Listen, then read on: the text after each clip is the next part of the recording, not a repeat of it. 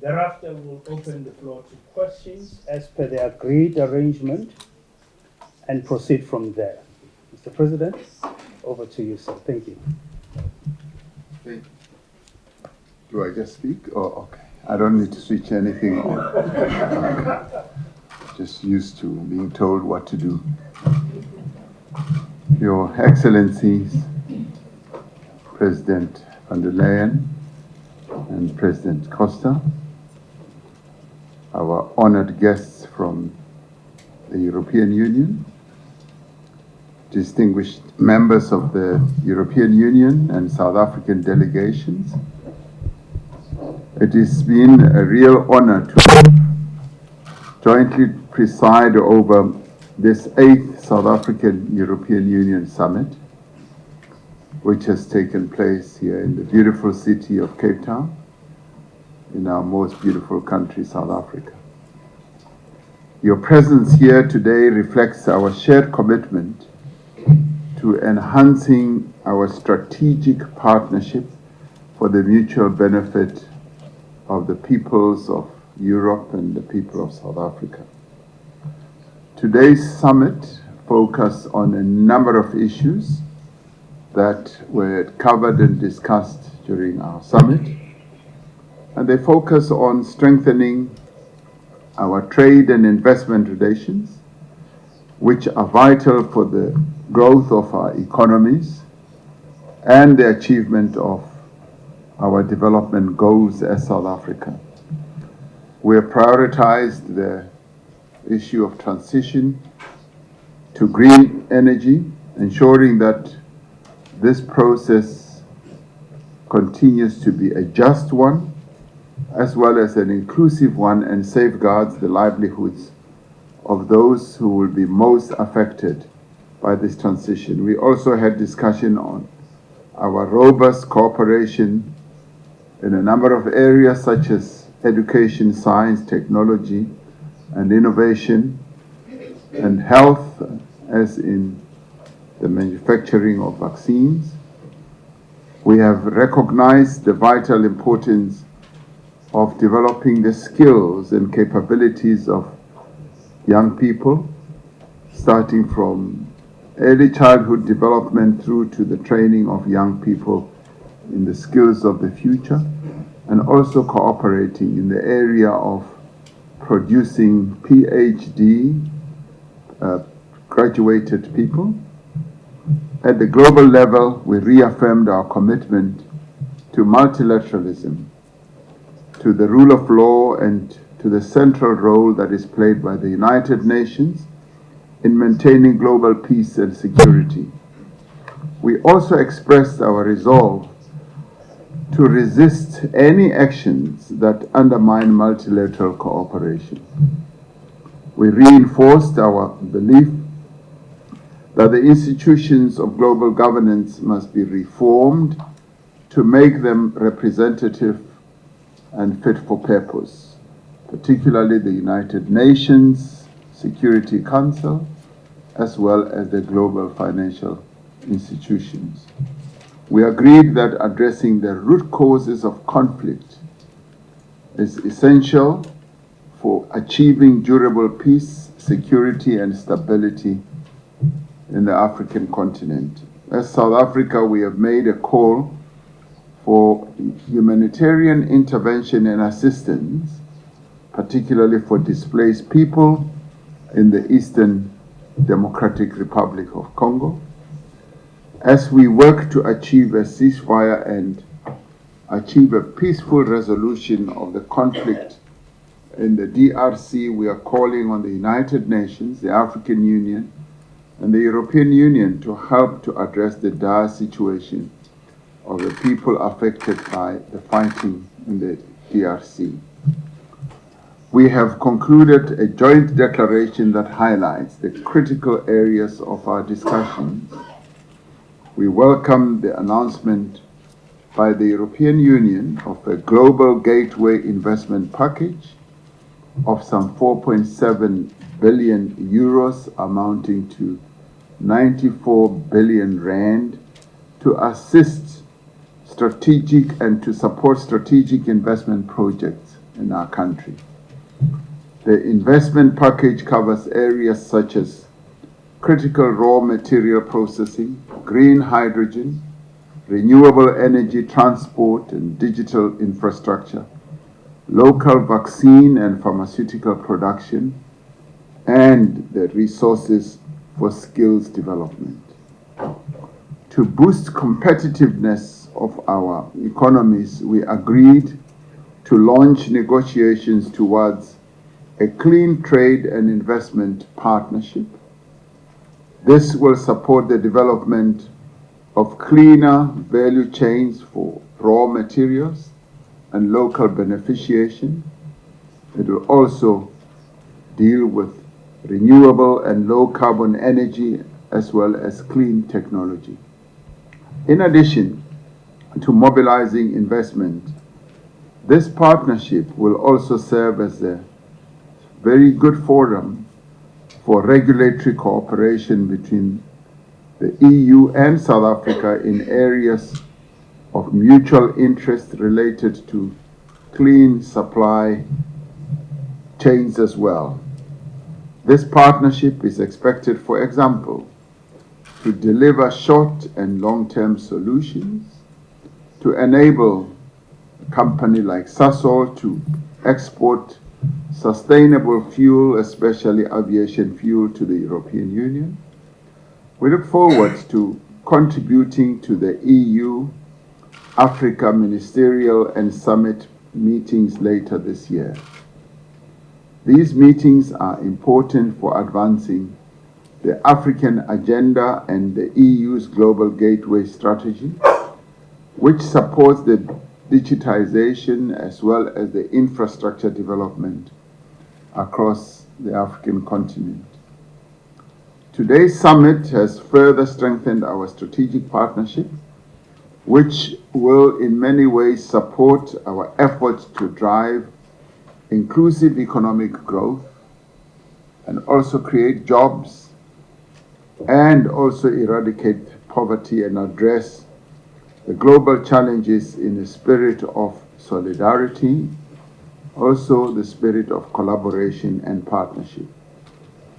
On behalf of the government and the people of South Africa, it has been a real pleasure to host our visitors and our friends and partners from Europe today, reaffirming our commitment to building strong, mutually beneficial relations with the European Union. It has truly been a real pleasure to have you all from Europe visiting Cape Town here in South Africa for our summit.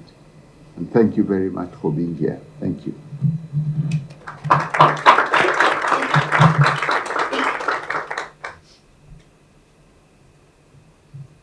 Good afternoon, ladies and gentlemen. It's a true pleasure to be here today in Cape Town together with President of South Africa, Cyril Ramaphosa. Thank you very much, Mr. President. You're welcome. And with the President of the European Union, Ursula von der Leyen. Together, we have just concluded a highly successful European Union South African Summit, the first one in 7 years, but one that could not have come at a more crucial moment.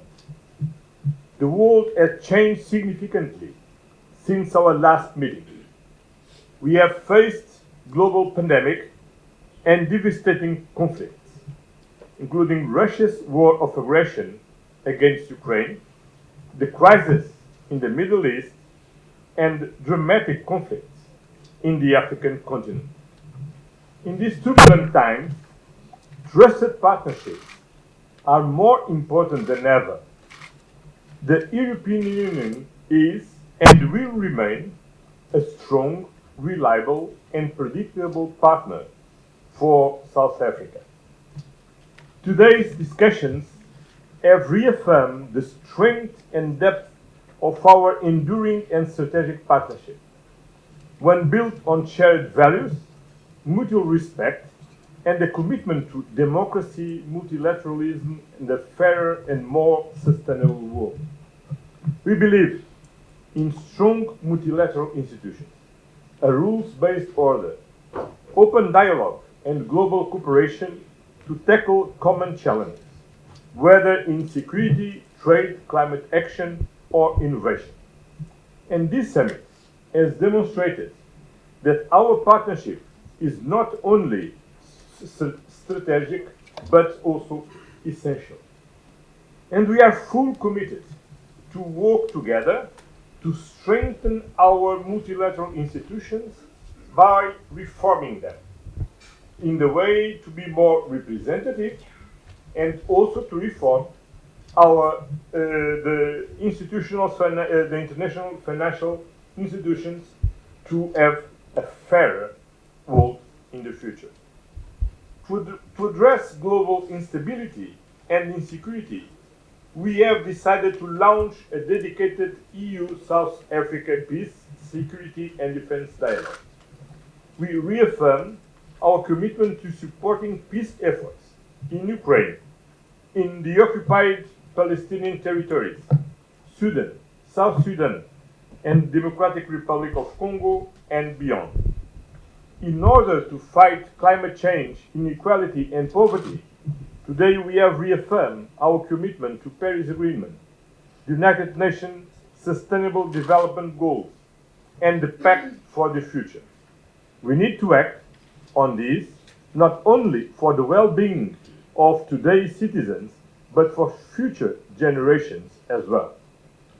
This is also a summit with concrete deliverables, as the President Ramaphosa stressed, and certainly Ursula von der Leyen will develop. I am confident that this partnership can be the driving force for global prosperity, a beacon for climate solutions, and a pillar of stability and security for the world. As South Africa holds the G20 presidency in 2025, the first on African soil, I can assure you that the EU stands firmly behind your efforts to strengthen multilateralism and drive meaningful global action. We fully support your agenda, focus on solidarity, equality, and sustainable development. Wonderful words. The achievements of G20 will be crucial not only for its members, but for the rest of the world. This summit has paved the way for even deeper cooperation and new opportunities for engagement. It is my hope that we will maintain the regularity of our summits. And dear President Ramaphosa, thank you for your hospitality and for hosting these landmark summits. And we are waiting for you next year in Brussels. Thank you very much.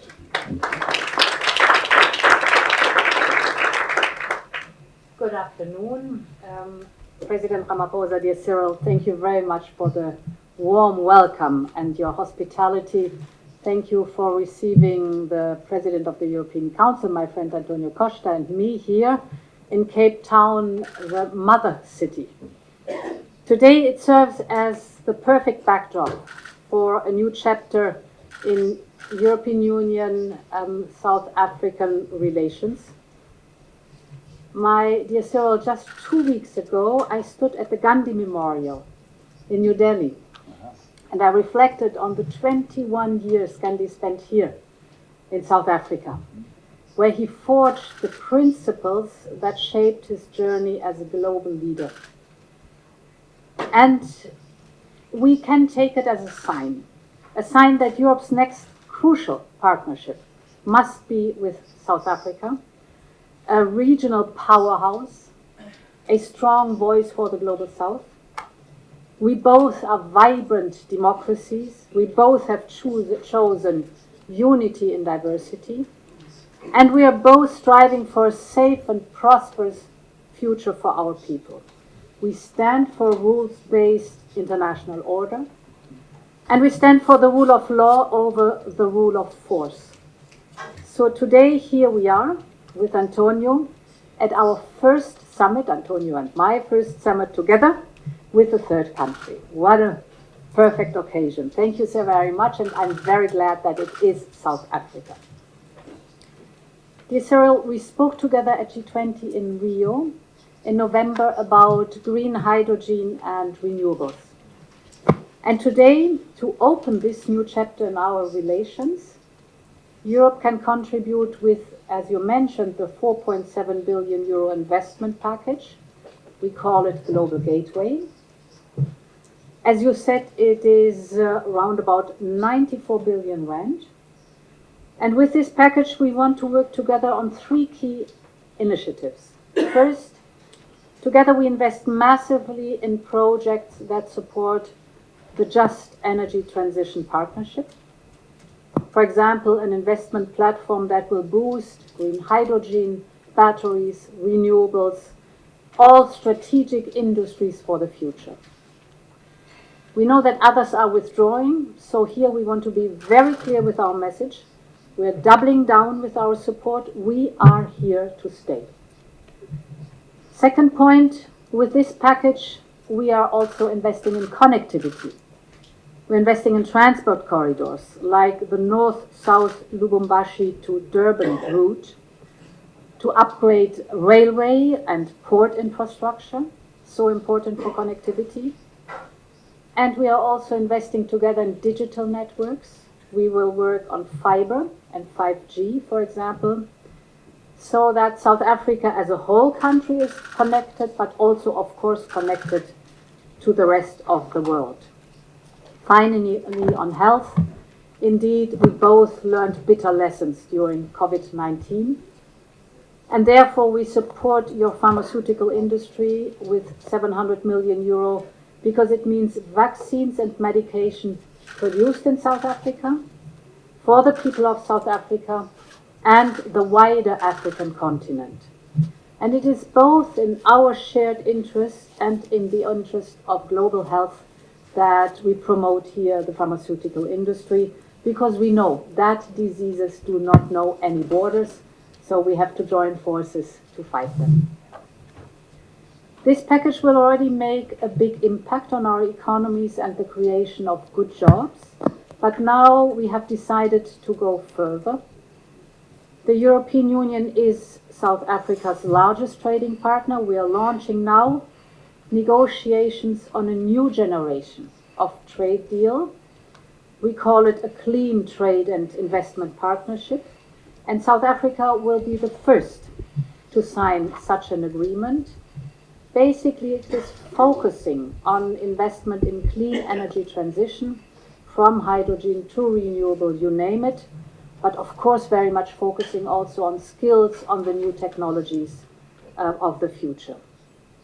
And important is for us that we develop strategic industries from the start to the finished product. So creating good jobs and growth right here in South Africa. We put a lot of emphasis on what you call, dear Cyril, beneficiation. So that for us it's a key principle that we invest, that the local value chain is being developed, that the added value stays here in South Africa. This is for us important. South Africa will benefit, our companies will benefit, and I think this is a true win-win situation. Our partnership will also extend to critical raw materials. We're here to invest along the full value chain too, from exploration to recycling. And we want to work together on the key industries of the future. I mentioned green hydrogen, but also, of course, electric vehicles and battery production, for example. I look forward to the signing of a memorandum of understanding. Our teams are working for it. And our plan is that we are able to sign in the margins of G20. Finally, dear Cyril, together we have launched a global campaign to power Africa with clean energy. As we all know, Africa has an enormous potential for renewable energy.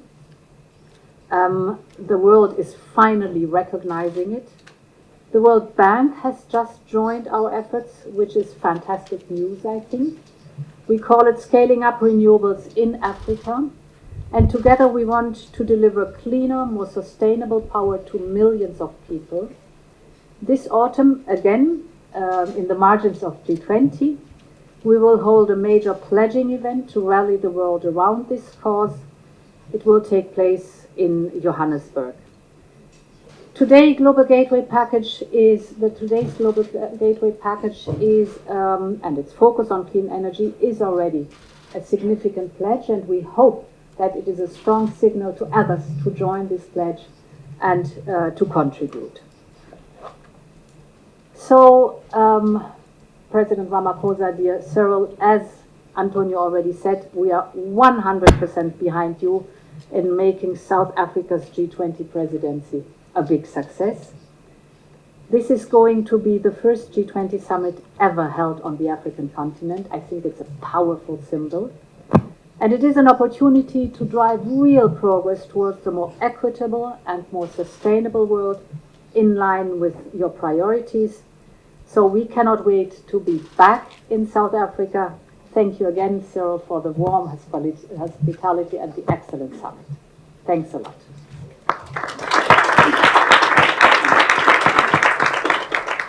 Thank you very much, Your Excellencies. We will now open the floor to questions.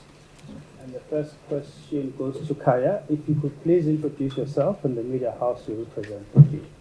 Hi, good day. It's Kylie Kumara here from SABC News.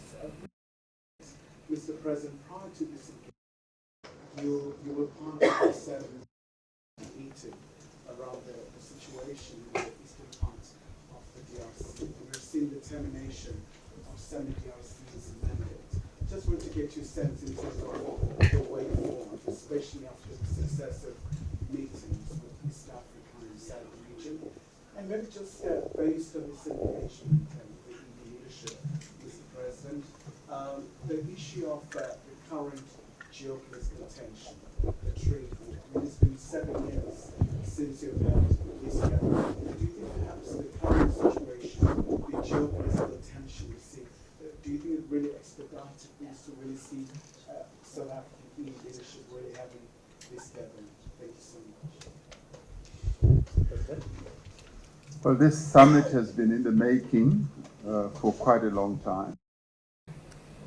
COVID prevented us from meeting earlier, and because we are so engaged in a number of other tasks, 2 presidents here with European issues and ourselves here with African issues and South African issues, we were not able to find the ideal moment. Now we have, and it's such a delight to welcome them here in Cape Town, what Ursula calls the mother city, and indeed it is the mother city in many ways. So this has been in the making for quite a while.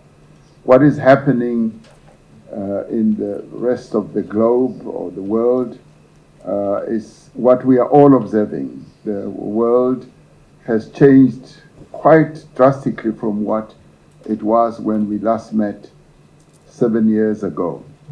But what we are very pleased with is that our partnership, our relationship is firm, is strong, and what is going on in the world is even going to strengthen our resolve to remain partners in order to tackle the many challenges that are arising in the world, and more particularly for us as South Africa to really appreciate the support that we are receiving from the EU as we are president of the G20, and the support that we will get in the rest of the meetings that we are going to hold from the EU, and also an appreciation not only of our priorities as set out, but also of the theme that we have put out, the theme of solidarity, equality, and sustainable development. So we appreciate the support that we are receiving from the EU. On the first question, yes, SADC held its heads of state summit today. It was a special summit. And this was to re-endorse the positions that were taken by the joint summit, which was also very historic, between SADC and the East African Community, where we called for ceasefire and the bringing to an end of that conflict in the Eastern DRC through diplomacy and negotiations. And our summit today reaffirmed that position, and the decision to finally withdraw from the Eastern DRC by the three troop contributing countries is also based on the fact that the ceasefire that we have sought to install in that place is now being embraced, and we are going to see a ceasefire eventuating and getting the negotiations underway under the leadership of President Lorenzo, assisted by a number of facilitators, and one amongst them being former President of Kenya, President Kenyatta. So that for us is a confidence-building measure that enables us to then have a phased withdrawal from the Eastern DRC, and hoping that we will get the support that is needed from a humanitarian point of view, and indeed from a political point of view, to make sure that that ceasefire holds as the various parties, both state actors and non-state actors, parties collaborate, ensure that there is a permanent peace in that part of the world, so that the people of the DRC can carry on with their lives on a peaceful basis. So it is a forward movement of installing peace in the Eastern DRC. Thank you very much, Mr. President. Christine? Yeah, Christine Pellitzer, German press agency EPA. I have a question for Ms. Lion. Given the change, of course, in U.S. foreign policy, how much more important is it for the EU now to strengthen alliances with its other allies? And how is the EU planning to reduce its political and economic dependency on the U.S.?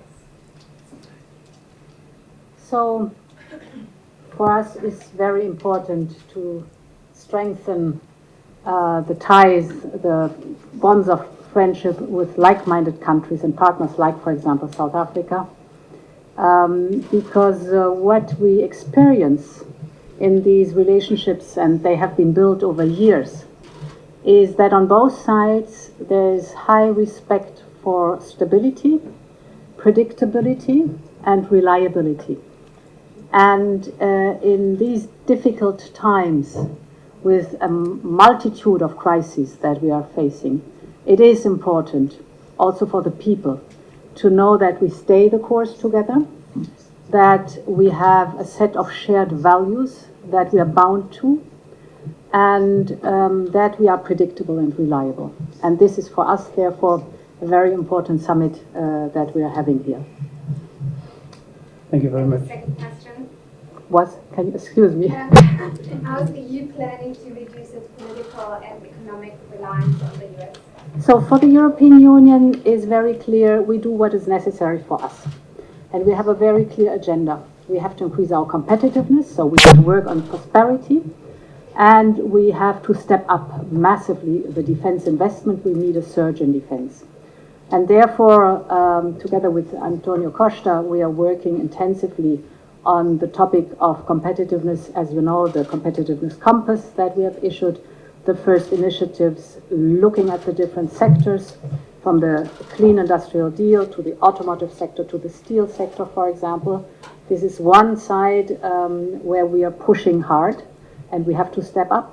And we are in the process to discuss with the European Council, the Member States and the Parliament, the package for investment in defense, because we know that we have gaps in the military capabilities that we have to fill, and that we have to step up the financing of our security and defense. This is something which we are doing because it's necessary for us. Thank you very much, Your Excellency. Wendell? Wendell from Reuters. The question is directed to President Ramaphosa as well as to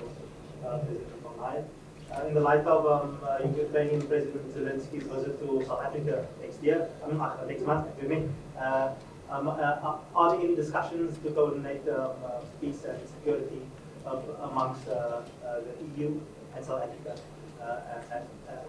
regarding the Ukrainian situation? So we had very good discussion indeed about where we can together contribute to the whole topic of pushing forward the peace process. And no one wants more peace than the people of Ukraine, and no one deserves more peace than the people of Ukraine. And therefore it was also a topic among us here at this summit. It is important that we work for just and lasting peace for Ukraine. I was very pleased to hear that President Zelensky is visiting here at the beginning of April. We exchanged view on a process that has to lead on both sides for an engagement that we have a true peace agreement, not only a ceasefire but also a true peace agreement. And therefore it was for us very important to exchange the views on how to get there. We've always held the view that that conflict in the Ukraine and between Ukraine and Russia can only really be resolved through a negotiated settlement. As I'd like to believe that all wars and conflicts are. And we've always said that we want to hasten a peace settlement between Russia and Ukraine. And we've been saying exactly that to both parties. Whereas in the past we've been branded as being one-sided, our involvement in all this has proven and demonstrated that we are neutral, and we've been encouraging both Ukraine and Russia to find a peaceful solution. And we will continue to do so even when President Zelensky comes here. His coming here for us gives us an opportunity to encourage Ukraine and indeed encourage Russia in a number of other ways to find solutions for this conflict. We are very pleased that there seems now to be acceptance of the need for that conflict to be resolved as soon as possible. And as Ursula von der Leyen says, the people of Ukraine and indeed the people of Russia need more peace than anyone else in the world. And our task is to urge them, to encourage them, to nudge them in the way of finding a peaceful solution. That will be our key message as President Zelensky comes here. And indeed, I should add that we continue to send the same message to President Putin, as we believe that both countries, both of them, are the key role players in this, and all of us others who are on the side can just encourage them to move forward with the peace process. Thank you. Thank you, Mr. President. Peter? Yeah, Mr. President, also if I may... Please introduce yourself. There are three presidents here, Peter. Which one are you referring to? Ramaphosa. And also maybe two presidents. Sorry. My name is Peter Fabricius from Daily Maverick. I have a question about CBAM, the Common Border Adjustment Mechanism.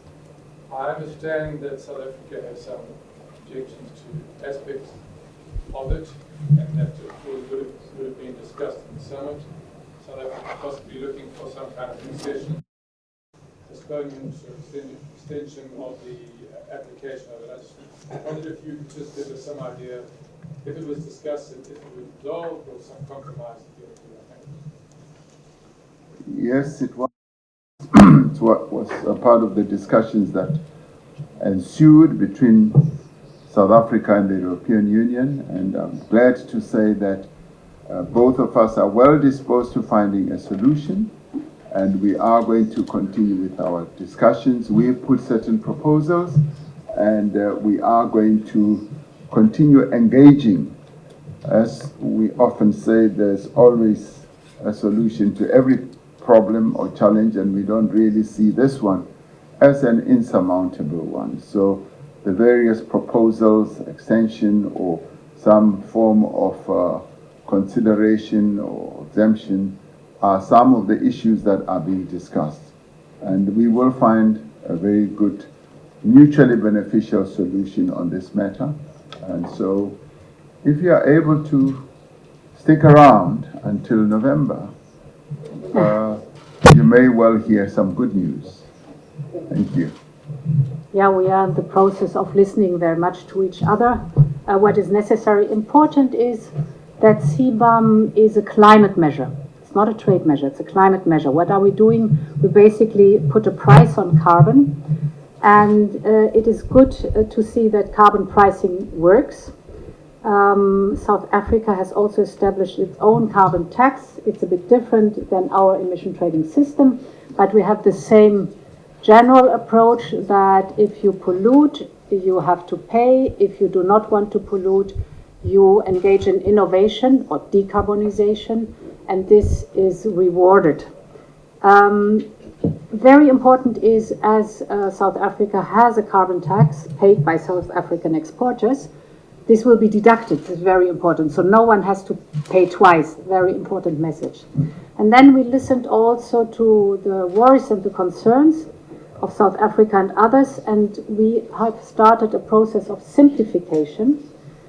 We have basically, the process has to be finished in Parliament and Council, but we have proposed as Commission to exempt more or less 85%, up to 90%, I even think, of the companies, the scope of the companies that are falling under CBAM.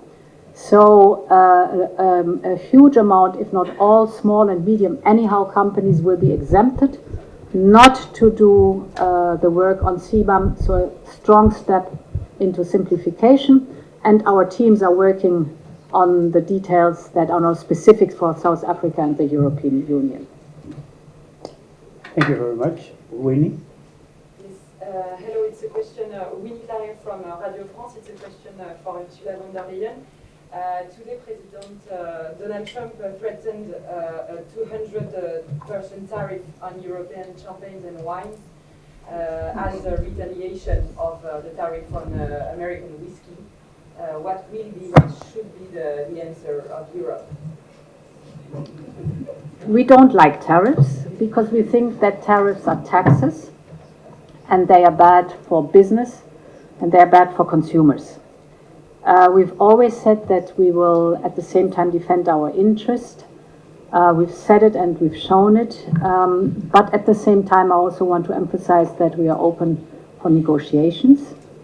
The Trade Commissioner is in contact with his counterpart in the United States, and they will have a phone call tomorrow on exactly this issue. Thank you very much, Your Excellency. Caroline. Yes, bonjour. Caroline Dumais from France 24. I've got an extra question for President Ramaphosa on the DRC.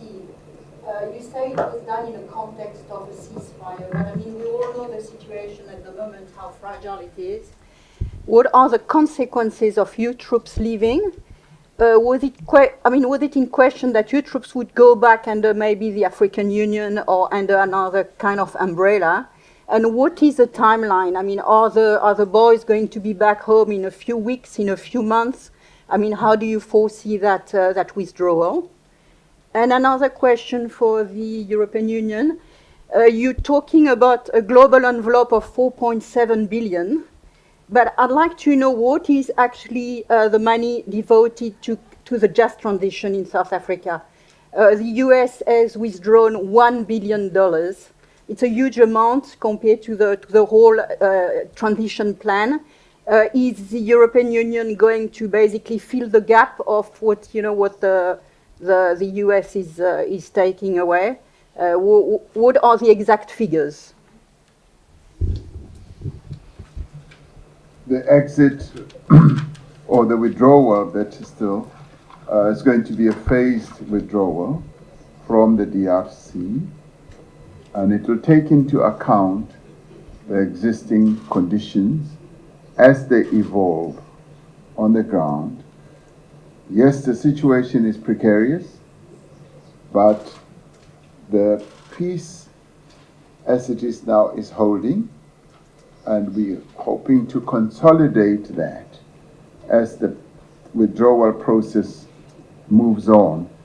And it should be seen as a confidence-building measure to consolidate the ceasefire and the peace. One of the other issues that will consolidate that is the commencement of negotiations and talks between state actors as well as non-state actors. We see this as one of those initiatives or interventions that are going to make sure that there is peace in the Eastern DRC. In the end, the African Union obviously is seized with this matter, and it will continue to examine precisely how it should all evolve. But as for SADC and the East African community, we want a ceasefire and we want a peace as soon as possible. Thank you. Thank you very much. President Costa, anything to add? No, actually, this question is clearly for the that Commission. was the Just Transition, Energy Transition Partnership. So indeed, it is regrettable that the United States are withdrawing.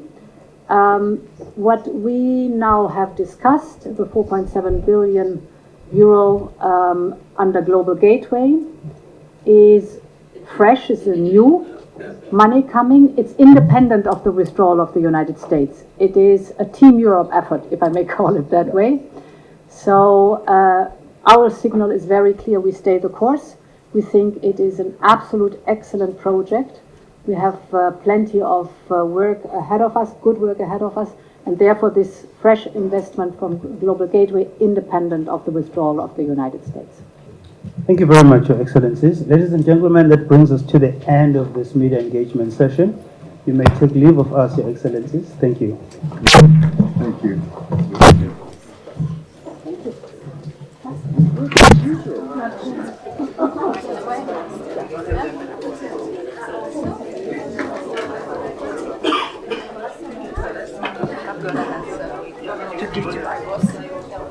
It's a job, eh? Are you satisfied? Yeah. Yeah,